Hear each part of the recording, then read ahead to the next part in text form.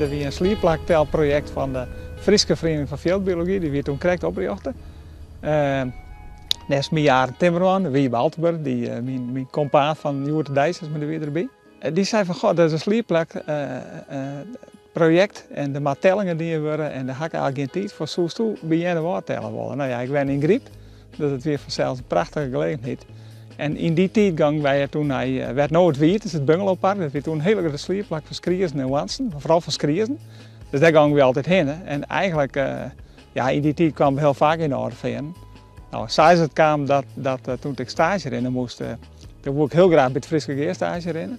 En Olsje Hosper, die daar toen wetenschappelijk meewerker weer in die tijd, die zei van, goh, ik wil eigenlijk wel een project doen in de wolwarden aan Dukspolder, want dat geeft mij extensieve bewijding aan.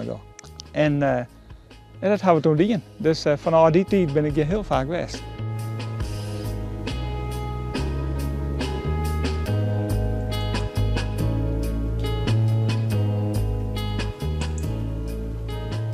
Dit gebied dat is ergens tussen 1860 en 1870 is dat destijds vervinnen en in cultuur gebracht. Dus de Jan Dukspolder is toen van sompengebied is het greidegebied geworden. En toen ik bij het Friese Geer stage had, toen kwam de idee om dat de andere kant weer uit te doen, om de polder onder water te zetten. Nou, dat is uiteindelijk in 1989 in het bad. En dat had natuurlijk wat voels betreft, ik ben helemaal gek van voels in die tijd. Laat dat er een heel grote slierplak kwam, dus protskriëzen en wantjes. Dus wij gingen daar eigenlijk elke maand in te tellen. En tussen terug kwam er ook heel vaak, weer een heel riek gebied.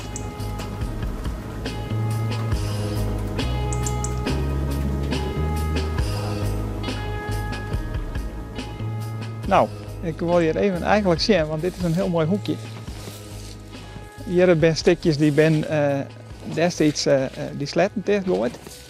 En daar heb je nou toch wel heel aardige sompenplanten. En het aardige is dat in deze tijd, zoals net zo vaak, komt het spul waarom. Nou ja, dit is een grote waterplant. Dit is waterpinksterblom. En dat is nou heel aardig, want het is een heel groen ding. Dus die begint nog helemaal op te komen, zeg maar. Dat lijkt prachtig in het heldere water hier. Dus ze bloeit in de meitijd. En daarom heet het waterpinksterblom. Maar dat orenplantje, dat is eigenlijk werkelijk zacht. Dat is deze. Dit is mosveerke. Dat is van boven had het een soort skiefje, zeg maar. In je blad. En daaronder zit alle wattertjes. Ik kan het haast net goed zien, maar het is eigenlijk een heel bijzonder plantje. Het staat ook net echt in heel skien water, maar het had maar een heel iets verspreidingsgebied in Friesland. En dat is hier onder oren, dus in de Wolwarden en de Jan Dukspolder. En elke keer dat ik hier kom, dan word ik eigenlijk weten van staat het erna. En dat is nou ook weer zo. Nog lieke volle als in de jaren 80, dus daar is weinig in verloren.